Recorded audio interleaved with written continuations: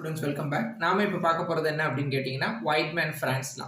Whitman Franz law அப்படிங்கிறது என்னென்னா, இந்த சயின்டிஸ்ட் என்ன சொல்கிறாங்க அப்படின்னு கேட்டிங்கன்னா, K by sigma is directly proportional to temperature. டைரெக்டாக ஒரு எக்ஸாமினேஷன் பாயிண்ட் ஆஃப் வியூவில் நம்ம பேசுவோம். K by sigma is directly proportional to temperature. கேங்கிறது உங்களுக்கு தெரியும், தெர்மல் கண்டக்டிவிட்டி. ரைட்டுங்களா ability to carry thermal forces. ரைட்டுங்களா பை அ மெட்டீரியல். அதுக்கப்புறம் பார்த்தீங்கன்னா divide by electrical conductivity ability to conduct electricity by a material.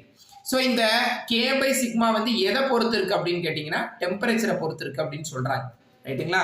So இப்போ பாருங்க, கே பை சிக்மாவை நம்ம கால்குலேட் பண்ணி அது டெம்பரேச்சரை பொறுத்து தான் இருக்குங்கிறத நம்ம இப்போ ஃபைனலாக நம்ம வந்து கால்குலேட் பண்ண போகிறோம். சரிங்களா? ஸோ கே பை சிக்மாவை மட்டும் எடுத்துக்கிறோம்.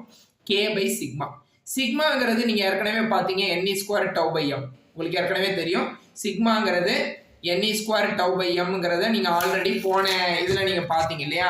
போன இதில் பார்த்தீங்க, sigma is equal to NE square tau by எம்ங்கிறத பார்த்தீங்க.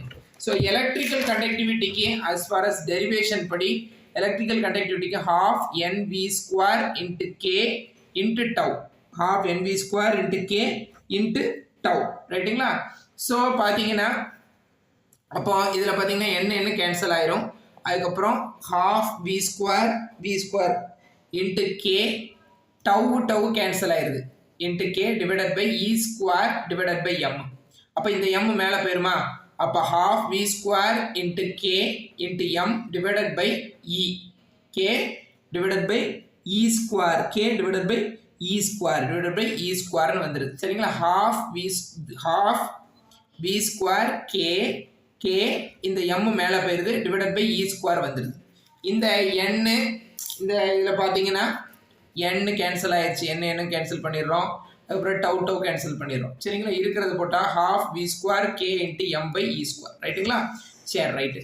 ஸோ இது உங்களுக்கு ஏற்கனவே இப்போ பார்த்தீங்கன்னா ஹாஃப் எம் வி ஸ்கொயர், இதை பார்த்தாலே உங்களுக்கு தெரியும், ஹாஃப் எம் வி ஸ்கொயர்னா கைனடிக் எனர்ஜிங்கிறது உங்களுக்கு ஏற்கனவே தெரியும்.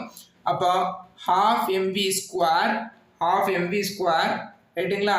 இதில் பார்த்தீங்கன்னா இன்ட்டு கே ரைட்டுங்களா? Half MV square into K divided by E ஸ்கொயருங்கிறது தான் ஃபைனல். ரைட்டுங்களா?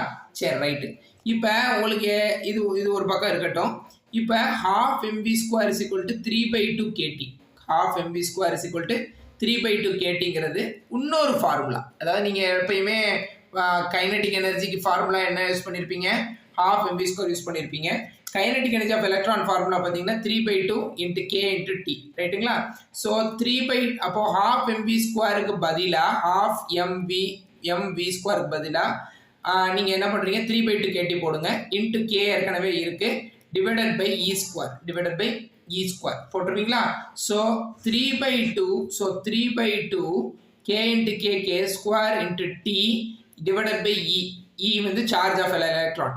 So 3/2 k by e the whole square, k by e the whole square into T divided by k by e into the whole square, k square by E square, k by e the whole square into T போட்டோம். So இந்த factor இருக்குல்ல, இதை எல்லுன்னு எடுத்துக்கிறோம். இது பார்த்தீங்கன்னா L into டீன்னு எடுத்துக்கிறோம். சரிங்களா? இது வந்து கான்ஸ்டன்ட். அப்போ k by sigma is equal to எல்லுங்கிறது ஒரு கான்ஸ்டன்ட்டு, அதுக்கப்புறம் எல்லுங்கிறது கான்ஸ்டன்ட்டு, இந்த constant into time, temperature, constant into temperature. So நீங்கள் பார்த்தீங்கன்னா k by sigma is directly proportional to T. இந்த எல்லை ரிமூவ் பண்ணிட்டோம் அப்படின்னா கே பை சிக்மா, இந்த எல்லை ரிமூவ் பண்ணிட்டோம்னு வச்சுக்கோங்களேன். இப்போ பார்த்தீங்கன்னா நான் உங்களுக்கு 3/2 KT into K divided by இ ஸ்கொயர்னு சொன்னேன்.